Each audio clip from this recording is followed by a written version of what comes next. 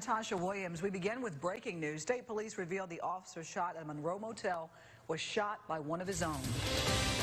Last Thursday, police responded to a call of an officer-involved shooting at the Super 8 motel off of Highway 165 in Monroe. 3 people were shot including the officer who was struck in the arm. State police are now saying during the struggle with the suspect, an officer was accidentally shot by another officer on the scene. The names of those officers have not been released. Now, the suspect, 25-year-old Lewis Kraft and 26-year-old Jonathan Guillory, are charged in the shooting. Guillory faces 1 count of battery of a police officer, resisting an officer, and possession of a controlled substance. Questions remain as to what happened to 36-year-old Tanisha White. She is the veteran, you'll remember, who claims that a Winfield police officer blinded her when he tased her. She's suing Winfield police. NBC 10's Chelsea Jones joins us live from Alexandria, where her lawyers have given us a status update. Chelsea, what is White saying tonight? Well, she's saying a lot, but first I want to tell you that the lawyers are wanting transparency, possible compensation, and prosecution against any of the officers if it is determined that criminal acts were done against Tanisha. Now, back on November 5th, they are saying that police officer Justin Curry from Winfield Police tased her in the eye. She has since lost vision in that right eye, and she will have to have it surgically removed in April. Now, her lawyers, along with the American Civil Liberties Union, filed a lawsuit against the Winfield Police Department. Now, this was after they failed to respond to a public records request filed on December 14th. It asked for the initial police report, body cam footage, log of the 911 call, and Officer Curry's disciplinary history. So far, they say they haven't received anything. I don't know what I'm going to look like. I feel ugly.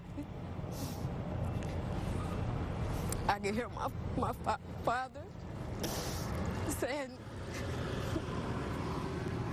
"Hey, Nish, look at those big old pretty eyes."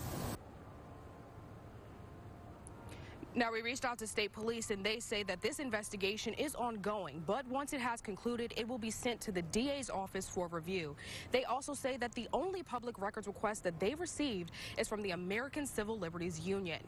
Now, coming up at 10, we'll hear about another tasing incident also in Winfield from over a decade ago that resulted in the death of a 21-year-old. Live in Alexandria, Chelsea Jones, NBC 10, your local news leader. Chelsea, thank you. 3 homes destroyed. A man in custody accused of setting them on fire. NBC 10's Gabrielle Pfeiffer is talking to those who live in the town of Chidester, Arkansas, trying to make sense of it all. A small town community riveted by a triple arson. This is such a rare thing to happen up here. The Upper White Oak Lake and Chidester fire departments responded to a call Tuesday morning of 3 homes set on fire. Members of the community say Shane Edward Suttle, who was charged with the arson, lived in the White House just next door to the houses he's accused of setting on fire. The 3rd home was across the street and belonged to an officer with the El Dorado Police Department. The caller that reported it is actually a police officer out of El Dorado Police Department. He has some security devices there at his house, which enables any kind of motion contact, whatever it comes up on his phone. The community is a small community seated next to the river. Many of the residents who live there are retired, and others use the homes as weekend getaways. They were all shocked that Suttle is accused of doing something like this.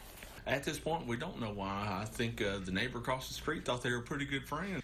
The arson not only destroyed 3 homes, but also the community's trust. Knowing what set him off, you know, I guess you just need to watch your neighbors and be concerned. Now, this is still an ongoing investigation by the Ouachita County Sheriff's Department.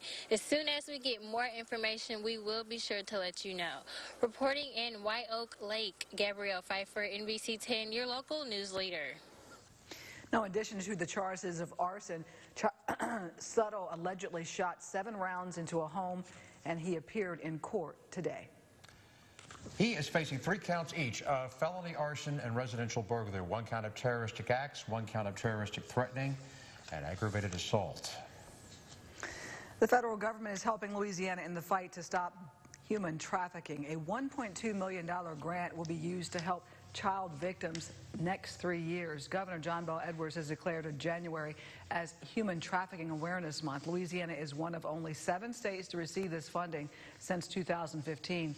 In 2016, Shared Hope International ranked Louisiana #1 in the country for its laws against child sex trafficking and prostitution. The Army Corps of Engineers in Vicksburg keeping its eye on the Mississippi. Recent rainfall at the start of the new year causing flooding in parts of the Delta on Long Lake Road just north of downtown Vicksburg. Getting to and from homes has become an issue. The water level's too deep for cars, too shallow for boats. And Warren County Sheriff Martin Pace is asking folks to exercise the same caution as they would during the spring flood season. The Corps has activated an emergency watch to monitor levees, flood walls, and pump stations.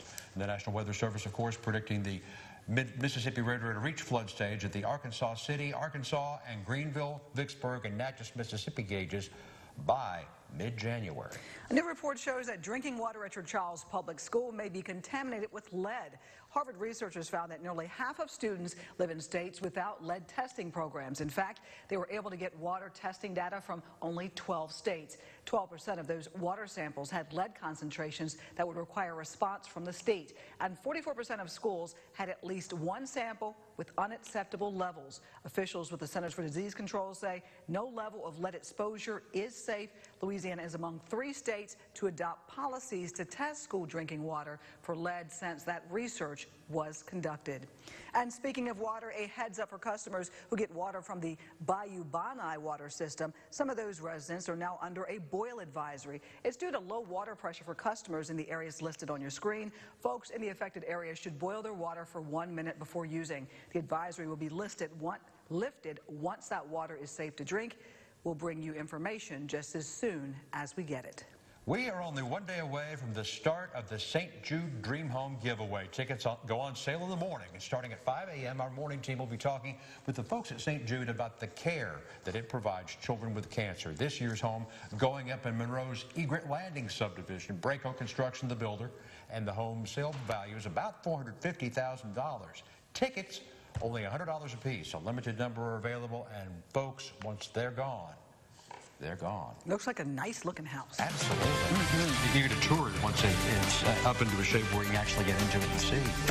From the shutdown to border funding to SNAP, Louisiana lawmakers are sounding off. We'll share where Congressman Abraham and Senator Kennedy stand on the issues impacting us all. Sunshine will be replaced with clouds as we go through the day tomorrow and setting up for at least a soggy start to the weekend. A full look at the forecast as NBC 10 News at 6 continues. Next, E.T. This movie is so secretive, I don't even know. Only E.T.'s on the top secret set of Captain Marvel with Brie Larson and Samuel L. Jackson, who has some explaining to do. Big dots on my bow top. Next, E.T. Weekdays at 6:30 on KTVE 10. For the latest information on how we are working to bring new jobs to our area, watch Top of Louisiana from the North Louisiana Economic Partnership, Friday on NBC 10 News. Brought to you by Origin Bank. Early money can be the difference between missing your family reunion or being the surprise guest. At Jackson Hewitt, we help lots of people like you. You could get up to $3,500 with a no-fee refund advance. So why wait? Visit Jackson Hewitt today. Planning a wedding? Then you need to be at ULM's Bayou Point Event Center this Sunday for brides, bows, and bubbly. Enjoy a glass of wine or a cold beer while you meet with the area's premier wedding vendors. Admission is $10 per person, $15 per couple. This Sunday at ULM. I opened Parker Auto Body over 30 years ago. At one time, I had 3 shops, but consolidated into one state-of-the-art facility that can accommodate a large volume of repairs efficiently while maintaining the highest quality on which I built my reputation. I have some of the best employees, many that have been with me for over 30 years. There may be shops out there that look like me and some that sound like me. However, there's only one Parker Auto Body, and we're on Cypress Street in West Monroe, the one you trust. Ruston's a special place. It's a tight-knit community with so much to offer. From the ingenuity of our universities to a thriving downtown community. Here we know our neighbors, and we look out for one another. At Jim Tedder Ford Lincoln, this sense of community is very important to us. It's a feeling you get when you're here. It's the way we work together. It's the way we treat you. These are the things that mattered most to Jim Taylor, and we are proud to honor that legacy. Come experience what we're all about at Jim Tedder Ford Lincoln in Ruston. KTVE NBC 10 Monroe El Dorado. We are the ArkLaMiss. NBC 10 News at 6 continues. President Trump has walked out on today's negotiations to end the partial government shutdown. The president calls the talks with Senate Democratic leader Chuck Schumer and House Speaker Nancy Pelosi a waste of time. Democrats argue that borders